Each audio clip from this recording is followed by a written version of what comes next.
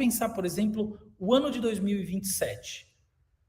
Por que o ano de 2027? Porque possivelmente a gente vai estar nessa linha. A gente vai estar nessa linha em que, de fato, as barreiras mais básicas em termos de processamento vão ter sido vencidas. Então, um sistema como esse vai estar se aproximando, né? Se a gente for assim, que ele é 3 a 6 anos, então, provavelmente ele vai estar ali se aproximando, né? A média 9,2, 4,5, ele vai estar chegando próximo do cérebro humano aí com grande probabilidade. Vamos olhar esse cenário. Esse cenário tem um segundo fator. O metaverso, que estava todo mundo desprezando, todo mundo dizendo que não vai acontecer, que foi uma bobagem, eu acho que vai. Só que eu vejo o ano de 2027 como um ano paradigmático para isso, não importa agora. Então vamos imaginar, já que aqui o objetivo, como eu falei no começo, é enriquecer o presente, que a gente tem, sim, cenários digitais enriquecidos e que a inteligência artificial pode atuar dentro desses cenários. O que a gente tem? Quais são os outputs da realidade que isso traz? Um deles, vou começar por um que eu acho que é muito importante e pouca gente pensa nele. Aumento do PIB. Olha só, toda vez que houve uma transformação técnica no mundo, a riqueza produzida aumentou. Por quê? Só que a gente tem um paradoxo. Nos últimos 30 anos, é curioso, mas a revolução digital, ela é uma das únicas conhecidas que não trouxe esse mesmo aumento. Olha que engraçado. Eu acho que ela não trouxe ainda. Eu acredito que um dos outputs vai ser o aumento do PIB. Então, a riqueza total aumenta. A produtividade aumenta, né? O custo de produção diminui. Então, o mundo tem mais produtividade. E o Brasil também tem. Esse é um primeiro ponto. O segundo ponto, conforme essas propriedades emergentes efetivamente emulam comportamento inteligente, a capacidade de usar os sistemas de maneira instrumental explode. E aí é natural que exista, que sejam reforçadas as assimetrias de poder simbólico. Vamos pensar assim, por exemplo, no exemplo da medicina. Uma vez que eu tenho sistemas automatizados de produção de diagnóstico de alta confiabilidade, que as barreiras de entrada que são colocadas institucionalmente não sejam suficientes para segurar nada disso, que a robótica ela entre com muito mais força, a força da robótica seja multiplicada por 50 em relação ao que é hoje em dia, e assim por diante, o que acontece? Acontece um declínio da profissão? De maneira nenhuma. Ao contrário. O que acontece é que a capacidade de instrumentalizar isso, do ponto de vista do médico que vai fazer, ou da médica que vai fazer, é muito maior. O que decai dentro desse tipo de cadeia são os entornos dela. Isso sem dúvida. Essa é a dinâmica que eu acredito que se aplique a todas as áreas.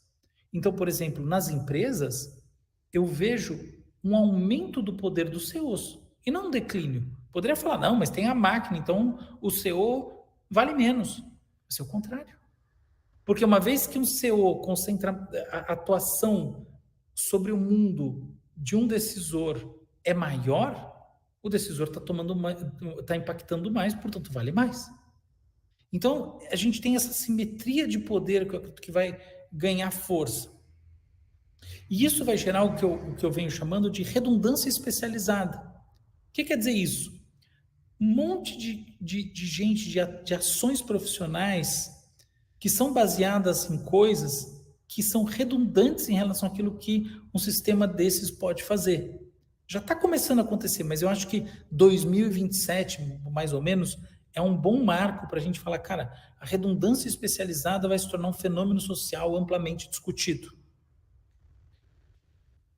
Essa discussão, naturalmente, vai trazer, ela vai entrar no mundo da política, da criação de leis e etc. e tal. Para mim, assim, é muito claro que um dos debates importantes vai ser o debate sobre a taxação da inteligência artificial.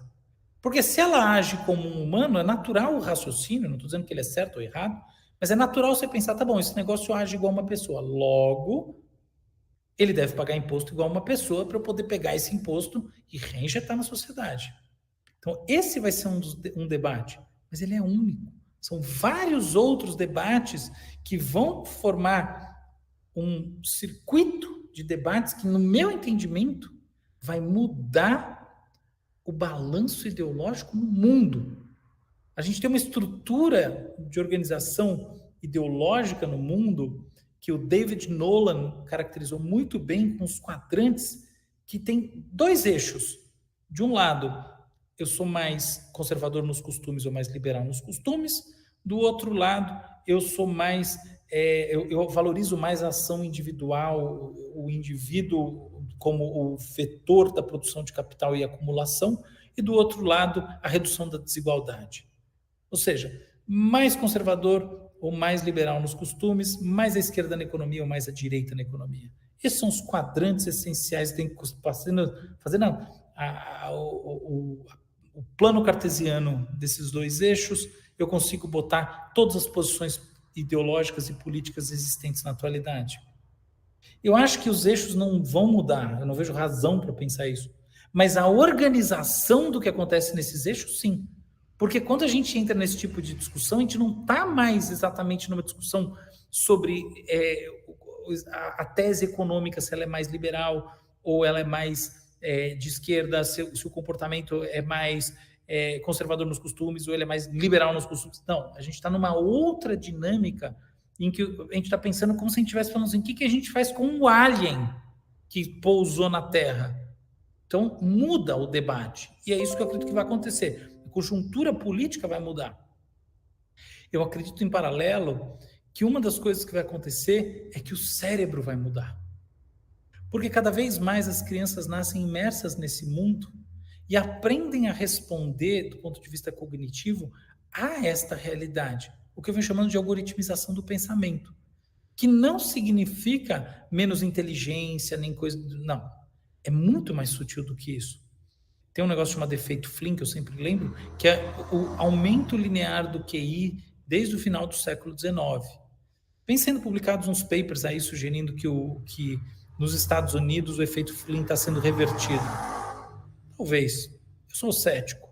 Eu acredito que o efeito Flynn é reflexo do aumento da abstração, do uso de entendimentos que partem de estruturas técnicas organizacionais complexas, porque o QI, em última análise, é baseado em pensamento abstrato. É isso que a principal coisa que é medido lá. Então, ele cresce mesmo.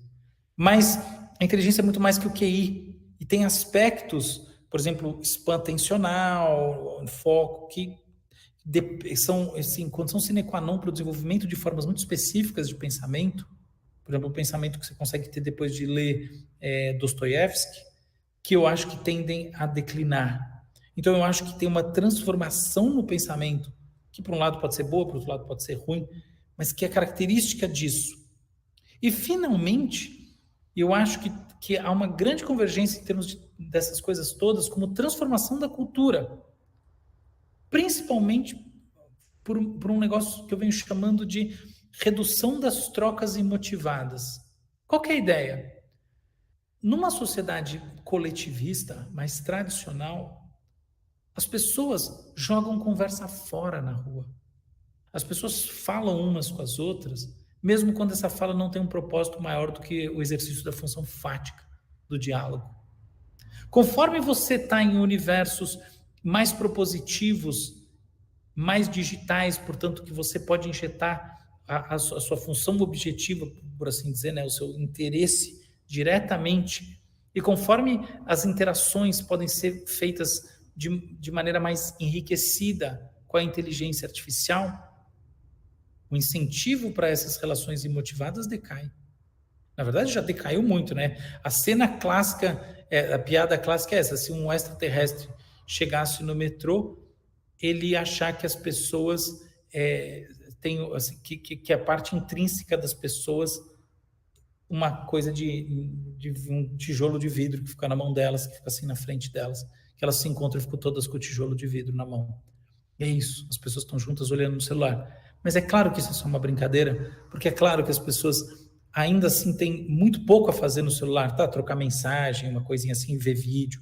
É muito diferente você poder ter uma companhia digital que efetivamente consegue interagir com você de maneira enriquecida dentro de um universo que acontece dentro de um óculos, que você não precisa enfiar nada na tua mão, segurar na tua cara, que se projeta e reage de acordo com as suas demandas e com o universo que você vê, enriquecendo a sua experiência, por assim dizer, que é o verdadeiro projeto do metaverso, sobretudo porque o metaverso só pode existir se ele não for virtual, ele for aumentado, ou seja, ele existir como essa tela invisível, esse véu entre nós e o mundo, que é alimentado não por avatar e todas essas coisas que não fazem nenhum sentido prático para a maior parte das pessoas, mas por inteligência artificial, que responda para você trazendo os estímulos que te interessam na hora que interessam. Então esse é o projeto de futuro que eu acho que a gente está convergindo em direção a, e que, lembrando, pode ser que não aconteça, e se não acontecer, tanto faz não, mas porque eu vou ficar decepcionado de ter errado, mas a grosso modo tanto faz, para nós que estamos aqui tanto faz, porque afinal de contas o que importa é a gente pensar esse presente de maneira enriquecida, e é isso que eu espero ter trazido para vocês. Obrigado.